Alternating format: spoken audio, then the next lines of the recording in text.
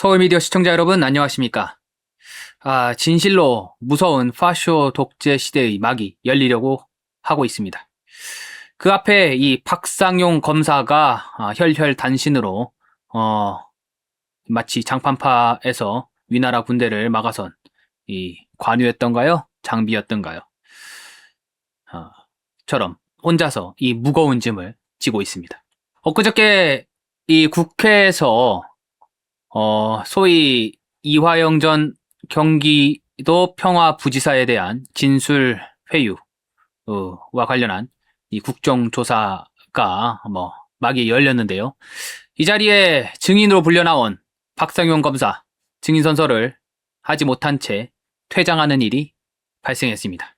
박상용 검사가 미처 소명하지 못한 그 증인 선서 거부 사유, 오늘 그 내용이 어떤지 함께 살펴보도록 하겠습니다.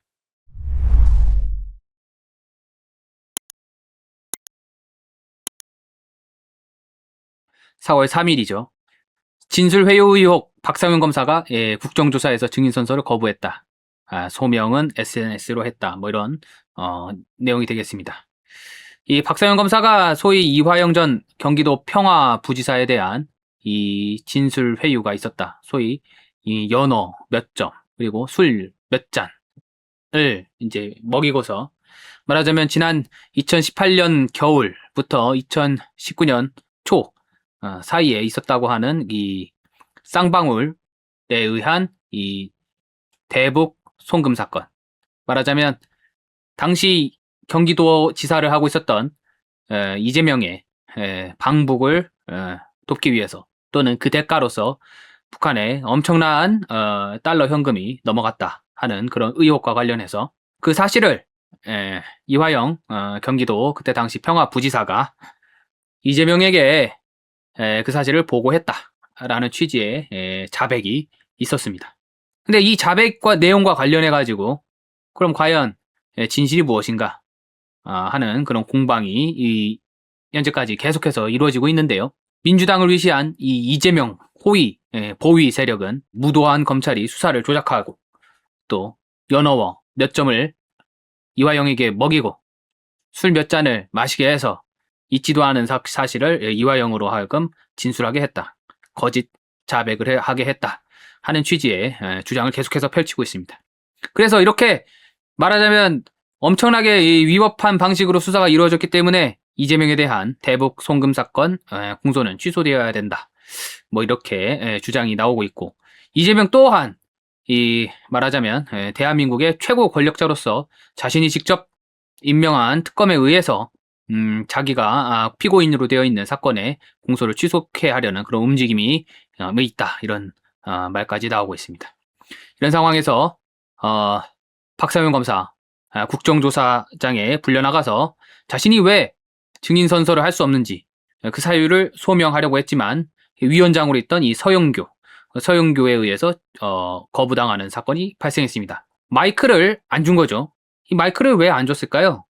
여러 가지 목적이 있겠습니다. 첫 번째는요, 마이크를 주어서 이 박상용 검사가 그 자신의 증인 선서 거부 사유를 소명하게 되면 그 내용이 국회 속기록에 남는다는 겁니다. 근데 그거를 못하게 하는 거죠. 속기록에 남기지 못하도록 하는 것이고, 두 번째는 또 이 마이크를 가지고서 발언을 하게 됐을 때 이것이 방송 오디오 시스템에 녹음이 되기 때문에 그 내용이 곧장 국회 방송 등을 통해서 국민에 알려지게 됩니다. 이제 그런 상황이 오는 것을 막으려고 했던 거겠죠. 박상용 검사, 자, 이런 내용입니다. 자, 바로 그런 내용인 거죠. 윤석열 정권 정치검찰 조작기소 의혹 사건 진상규명 국정조사 오후 기관보고에서 서윤교가 증인선서를 해달라고 요구했지만 박상용 검사가 이에 응하지 않았다. 그래서 서 위원장이 왜 증인선서를 하지 않지요? 하고서 묻자 박 검사가 법에 따라서 자신의 왜 증인선서를 하지 않는지에 대해서 소명하겠다. 박상용 검사가 이렇게 주장했지만 서윤교는 증인선서 안 했기 때문에 마이크 줄 수 없다. 계속해서 그래서 마이크를 안 줘버리는 그런 사건이 발생한 거죠. 그럼에도 불구하고 이제 박 검사가 자기가 왜 선서를 거부했는지 속기에 기록돼야 된다면서 마이크 달라 요구했지만 육성으로 이야기하라. 서영교가 이렇게 얘기를 했고 육성으로 얘기하는 것은 내가 받아들일 수 없다 해서 미리 작성했던 7장짜리 진술 거부, 증언 거부 소명서를 서윤규한테 주고 퇴장했습니다. 자, 이거는 오늘 방금 전에 있었던 건데요. 정성호, 지금 법무부 장관하고 있다는 정성호가 오늘 검사 징계법에 따라서 박상용 검사에 대한 직무집행을 정지시켰습니다. 그 내용은 이렇습니다. 대북 송금, 소위 쌍방울, 이재명 방북비 대납 사건 수사 과정에서 직무상 의무를 위반하고 수사 공정성에 의심이 가는 언행 등 비위로 감찰 대상이 된 박상용에 대해서 직무집행 정지를 명했다. 왜냐? 검찰총장 직무대행이 법무부 장관한테 그렇게 해달라고 요구를 했다는 겁니다. 그래서 지금 현재 감찰이 이루어지고 있는 그런 내용에 비추어 박상용이 검사로서의 직무를 수행하는 것이 현저히 부적절하다 하는 판단을 하에 오늘 직무를 정지 처분을 했다라는 겁니다. 자, 이게 바로 이제 박상용 검사의 증인 선서 거부 이유들인데요. 세 가지를 들었습니다. 첫 번째, 국정조사에 협조할 수가 없다. 왜? 이것이 위법적이기 때문에. 두 번째, 법률이 정한 자신의 선서 거부 사유가 있다. 나는 선서를 거부하는 것이 정당하다. 또 특검이 최고 권력자의 임명을 받은 이 특검이 바로 그 최고 권력자의 공소를 취소하는 것은 대한민국 헌법이 예정하지 않은 그런 헌법 파괴적인 행위다. 그렇기 때문에 나는 이 위법한 국정조사에 협력할 수 없기 때문에 증인 선서를 거부한다. 이런 취지로 자기 사유를 소명을 하려고 했지만 방금 보신 것처럼 이 서영교가 마이크를 주지 않은 바람에 현장에서 자신이 왜 이 증인 선서를 할 수 없는지에 대해서 소명하지 못했습니다.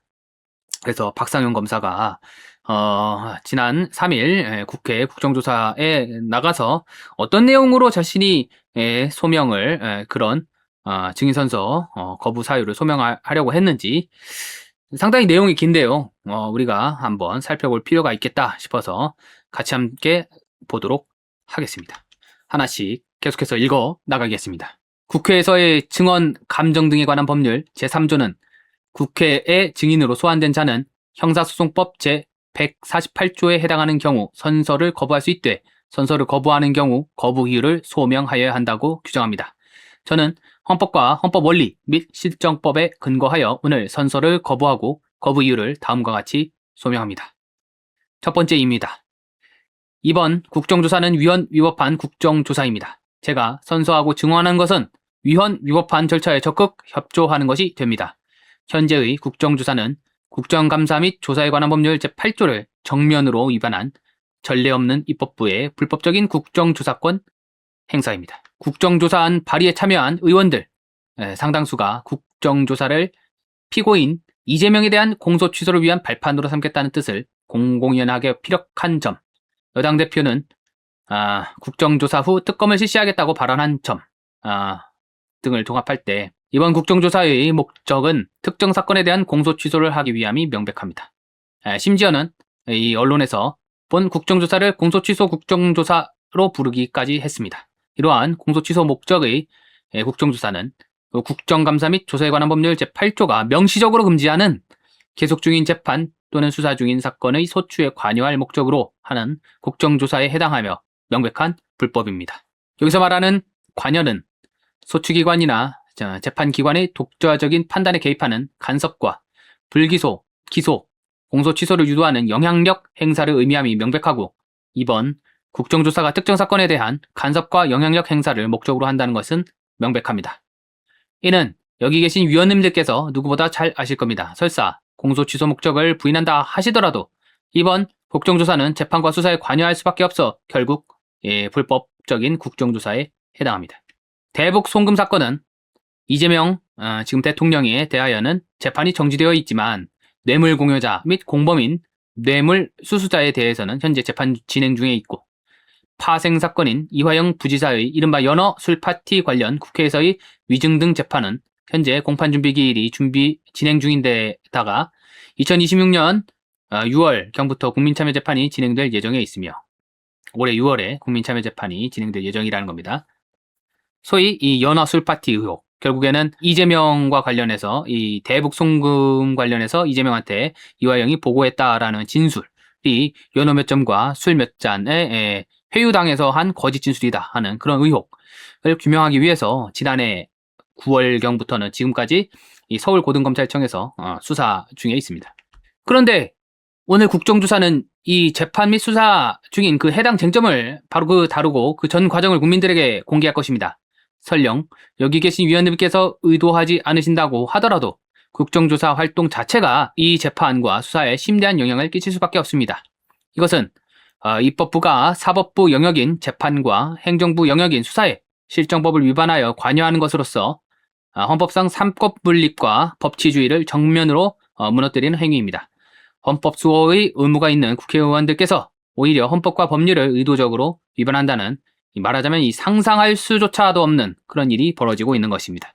윤 전 대통령은 대통령으로서의 권한인 계엄권을 불법적으로 행사하여 입법부와 사법부의 권능을 훼손하려고 했고, 이는 비록 1심이지만 내란죄로 평가되었으며 그 계엄 선포로 인하여 우리 사회는 현재까지도 많은 갈등과 고통을 감내하고 있습니다. 당시 여러 민주당 의원님들께서 불법적인 국가 권력 행사에 대해서는 설사 군인조차 복종해서는 안 된다 라고 주장하셨던 것을 기억하고 저 또한 법률가로서 그 말씀이 온당하다고 생각합니다. 그렇다면 여기 계신 의원님들께 여쭙습니다. 불법적인 국정조사권의 행사에 대하여 또한 국민들 그 누구도 복종해서는 안 되는 것 아니겠습니까? 오늘 출석한 기관 증인들도 현직 공무원들이지만 엄연히 국민입니다. 국민의 대표인 입법부에서 집단으로 하는 국가 권력의 행사라고 해서 무조건 그의 정당성이 생기고 국민이 따라야 하는 것은 아닐 것입니다. 이번 국정조사가 이처럼 불법성이 해소되지 않은 상태에서 계속될 경우 향후 언젠가는 전 대통령에게 적용된 죄명 중 일부가 다시 논의될 수밖에 없을 것으로 생각됩니다. 이는 우리 헌정사에 다시 없을 불행한 일이 될 것입니다. 선서는 헌법과 법률 그리고 양심에 따른 것이어야 합니다. 그러나 저는 헌법과 법률의 수호를 직업적 책무로 삼는 검사로서 위헌이고 위법인 이번 국정조사에서 헌법과 법률 그리고 양심에 따른 선서를 할 수가 없습니다. 두 번째 이유입니다. 국회에서의 증언 감정 등에 관한 법률 제3조 제1항이 정한 선서 거부 사유가 존재합니다. 이 법률 제3조에 따르면 증인은 형사소송법 제148조 또는 제149조에 해당하는 경우에는 선서, 증언 또는 서류 등의 제출을 거부할 수 있다 라고 하고 있습니다. 우리 형사소송법 제148조는 누구든지 자기가 형사소추 또는 공소제기를 당하거나 유죄 판결을 받을 사실이 드러날 염려가 있는 증언을 거부할 수 있다 라고 하고 있습니다. 이 형사소송법 조항은 헌법상 자기부재 금지의 원칙에 따라 국민의 양심을 보호하고 양심을 강요하지 않겠다는 기본권을 보호하기 위한 목적의 법률입니다.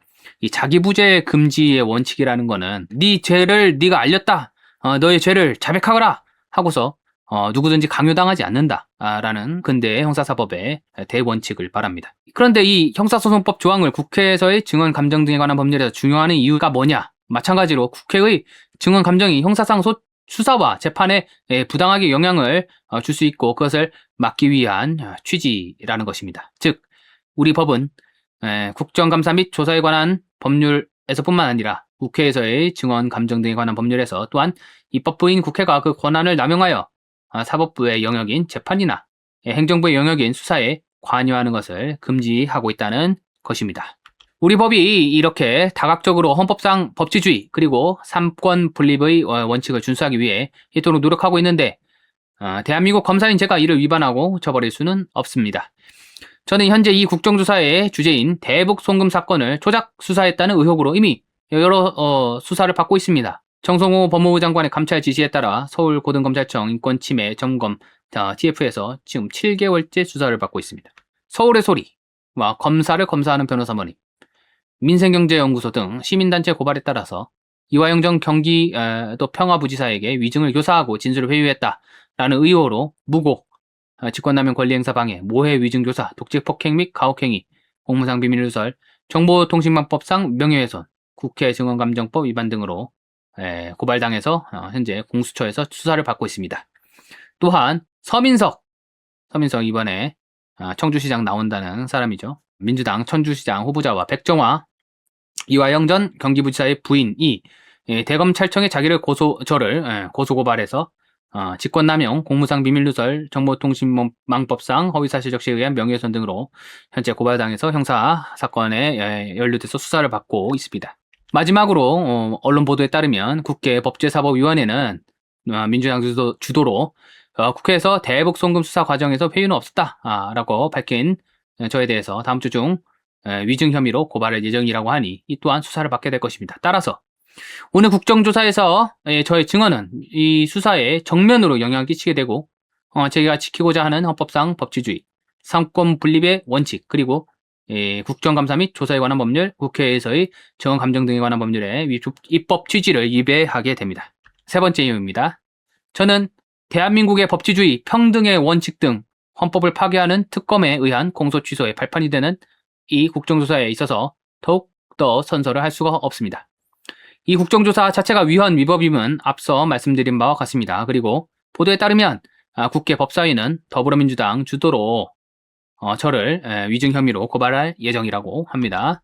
기존 국회에서 선서하고 증언한 내용은 이 사실과 다르다라는 것이 아직까지 소명된 사실이 없고 일방적인 주장만 하고 있을 뿐입니다. 그런데 또 불구하고 특정 정당의 힘의 논리에 입각해서 말하자면 이 이재명 사건의 불법적인 공소 취소에 도움을 받기 위해서 저를 갑자기 위증으로 고발한다는 것입니다.